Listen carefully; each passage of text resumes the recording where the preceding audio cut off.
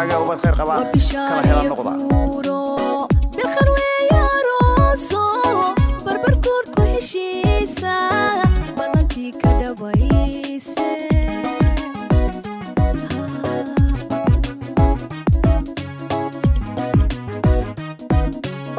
وبشاري قورو بالخروي يا روسو بربر كوركو هشيسا بلانتي كدبايسي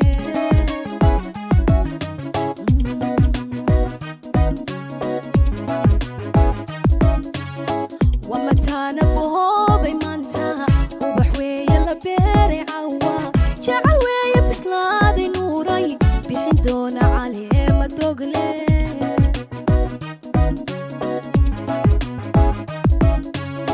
ومتانا بهوبي مانتا وبحوي يلا بيري عوا جعل ويا بسنادي نوري بحندونا عليه ما دوغلي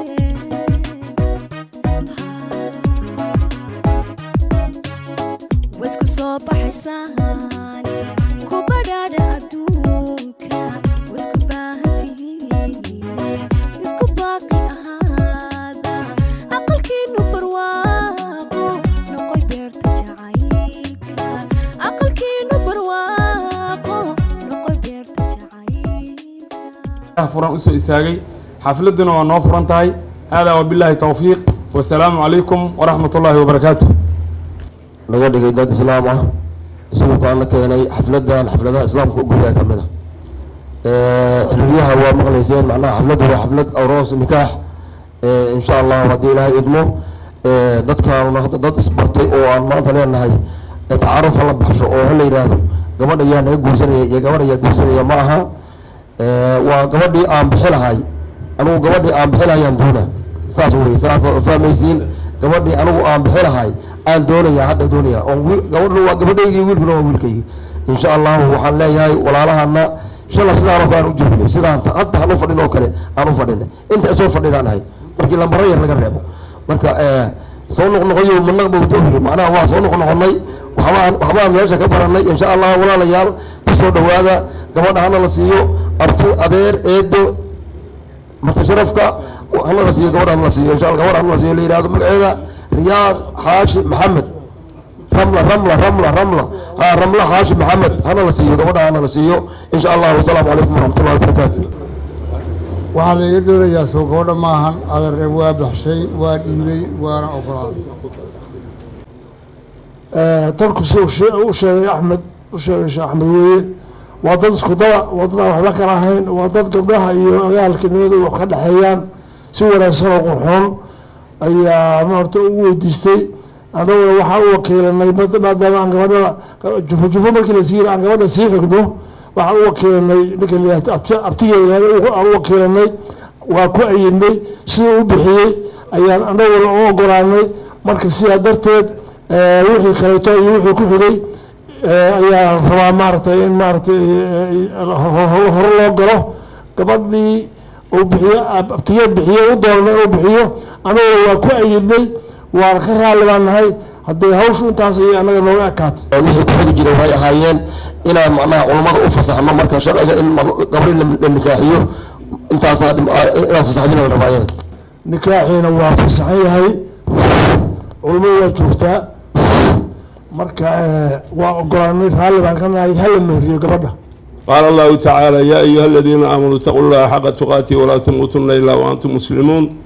يا أيها الناس اتقوا ربكم الذي خلقكم من نفس واحدة وخلق منها زوجها وبث منهما رجالا كثيرا والنساء واتقوا الله الذي تساءلون به والأرحام إن الله كان عليكم رقيبا يا أيها الذين آمنوا اتقوا الله وقولوا قولا سديدا يصلح لكم أعمالكم ويغفر لكم ذنوبكم ومن يطع الله ورسوله فقد فاز فوزا عظيما.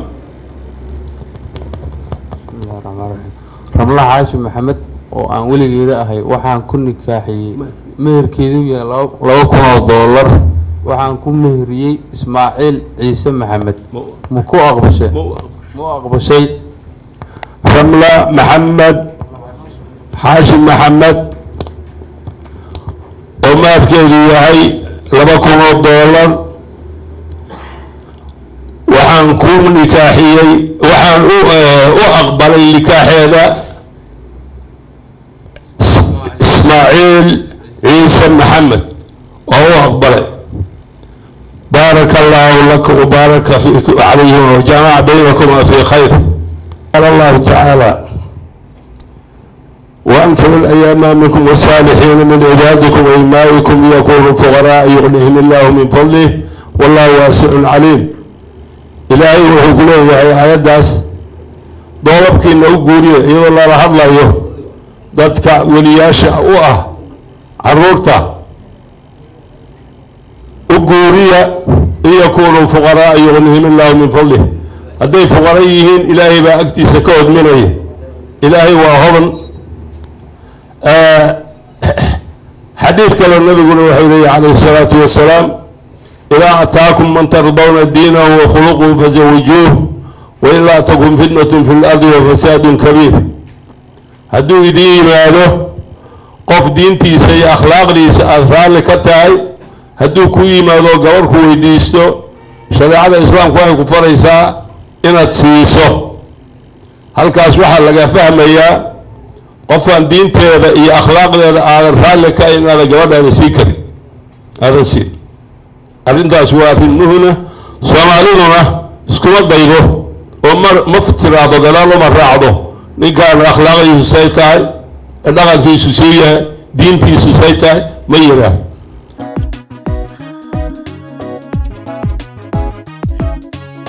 wasku soo baxaysaane ku badhaadha adduunka wasku baahantihiin isku baaqi ahaada aqalkiinu barwaaqo noqoy beerta jacaylka aqalkiinu barwaaqo noqoy beerta jacaylka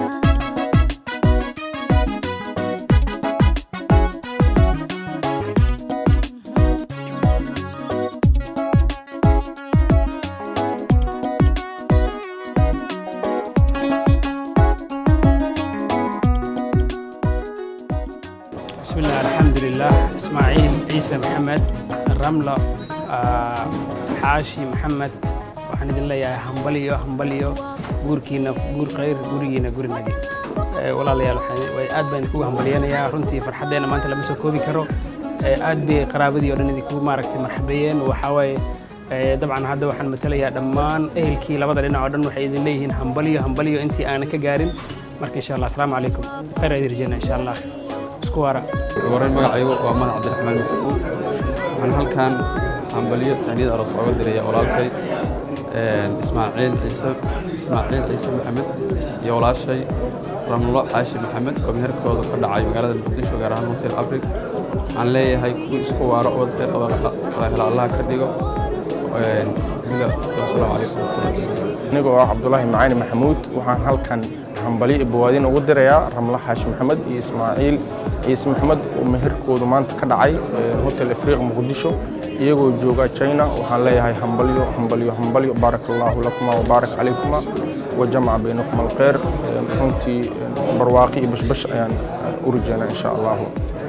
magacaygu waa Cabdullaahi Axmed Cabdi waxaan halkan tahniyad uga dirayaa wiilka adeerka aan u ahay Ismaaciil Ciise Maxamed iyo gabadha aan sidoo kale adeerka u ahay Ramlo Xaashi Maxamed oo meherkeedu saaka oo ka dhacay magaalada Muqdisho gaar ahaan Hotel Afrig aadan ugu faraxsanahay aadan ugu hambaliyanayaa waxaan leeyahay barakallahu lakuma wa baraka calaykum wa jamaca baynakuma bil khayr assalaamu calaykum wa rahmatullahi wa barakaatuh magacaygu waa Maxamed Cabdi Cilmi waxaan u hambaliyanayaa habartay Ramlo Xaashi Maxamed iyo seegeeda Ismaaciil Ciise Maxamed oo arooskooda ka dhacay dalka Shiinaha maanta xafladda nikaaxa halkan lagu qabanayay waxaan leeyahay gurigiina guur lagu farxo Allah ka dhigo waxaan idin rajaynayaa horumar wacan magacaygu waa Maxamed Cabdi Nuur waxaan halkan hambaliyo tahniyad aroos uga dirayaa habriirtay aan aad ku jeclahay Ramlo Xaashi Maxamed iyo seegeeda Ismaaciil Ciise Maxamed waxaan leeyahay guurkiina guur lagu farxo noqdo kacaliisa kayaba guurkiina lagu farxo insha Allah hambaliyo